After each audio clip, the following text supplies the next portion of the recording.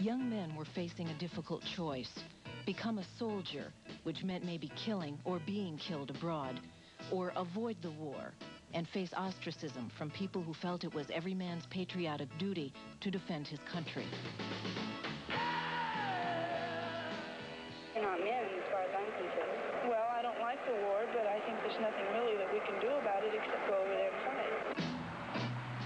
The war could be avoided legally by obtaining a draft deferment, or illegally by refusing to be drafted or fleeing to Canada. I had three choices. Come to Canada, go to jail, or go out and fight for something that I'd been protesting against for, better part of 2 years. And Canada seems like a awfully nice jail. Well, I think it took more guts to come here.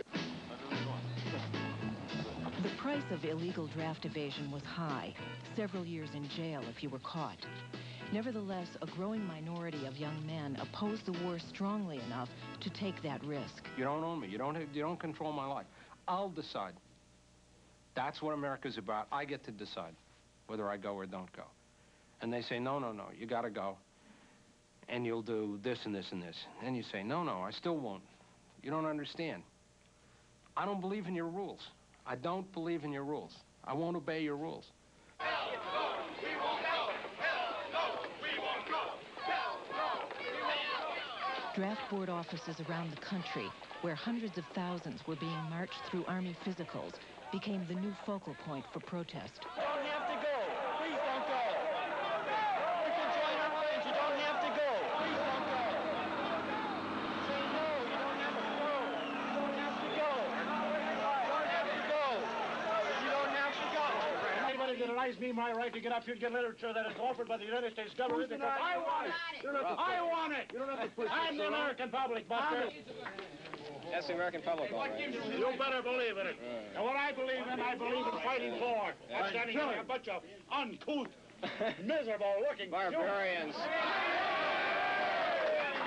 You guys stink, you know? There will be some nervous Nellies, and some who will become frustrated and bothered and break ranks under the strain.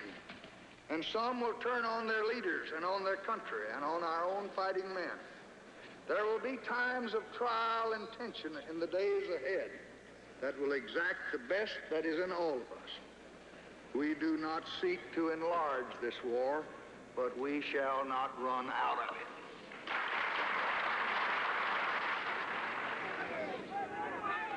LBJ's remarks made many anti-war activists believe their peaceful demonstrations would be ignored.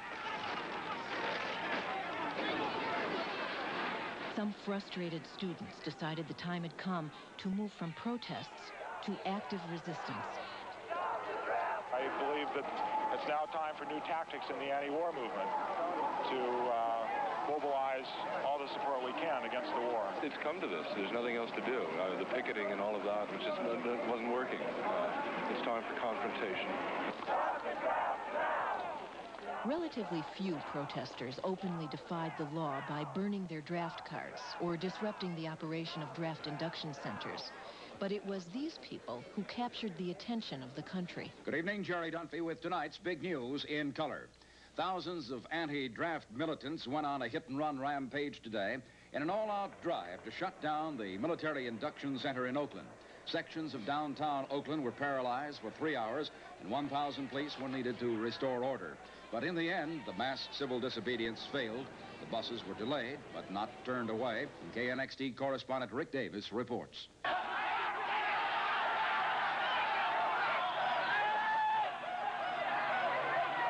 One corner, the tension of the day reached a breaking point for demonstrators and law officers. A few picket signs and small rocks were thrown into the police ranks, and then came their retaliation. It was during this confusion and anger that this reporter was clubbed several times by 2 Oakland officers.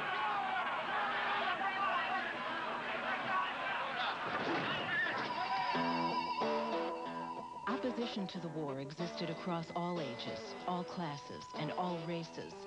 But the protesters who actually took to the streets were mostly middle-class college kids just as the policemen, whose job it was to control the demonstrations, were mostly from blue-collar backgrounds. So dramatic battles between police and anti-war activists came to symbolize a much deeper social conflict. To many policemen and their supporters, the anti-war protesters were un-American, spoiled, naive, intellectual, pot-smoking anarchists.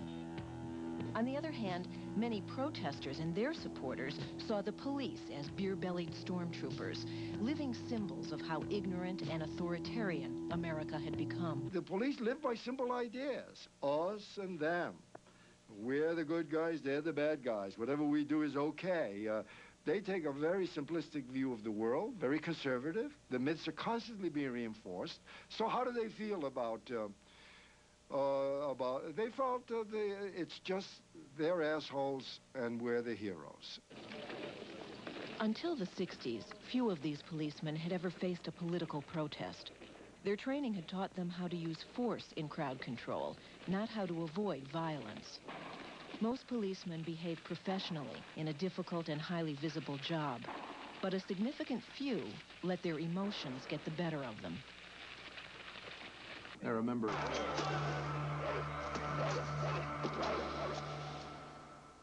strange time to watch that. I mean, it's the first time you'd ever seen a policeman do something to a white college kid. We shall win the war. We shall win the war someday. Oh, deep in my heart, I know that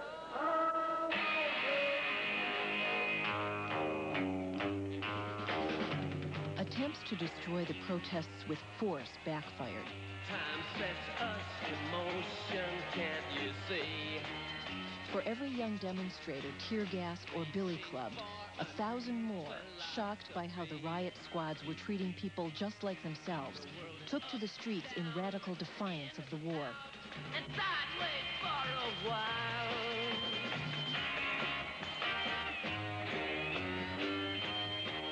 As they watched policemen struggle with a hippie counterculture, ghetto rebellions, and a growing anti-war movement, many Americans shared the cops' disgust with what looked like one frightening revolutionary mob. But the anti-war protesters were succeeding in one way. They were focusing the entire country's attention on what America was doing in Vietnam. This is going to be a methodical search, house by house, village by village, as we move north. As you can see, we're looking for tunnels, caves, anything where the Viet Cong may hide. We've been chasing these VCs since 8 o'clock this morning. It's now about 25 minutes until 3 o'clock. These Viet Cong are elusive. You can't see them. All you can do is hear the bullets as they come at you. The Vietnam War itself was elusive for Americans, despite the fact that it was on the evening news almost every night. Part of the problem was that the film coming out of Vietnam conflicted with what the Johnson administration was saying about the war. LBJ and his people said America was winning. The TV reports were less convincing. The result came to be called the credibility gap. Very, very encouraged. I've never been more encouraged during my entire almost 4 years in country. I think we're making real progress. Everybody is very optimistic that I know of. The funny thing about Vietnam is that I was getting Time magazine every week.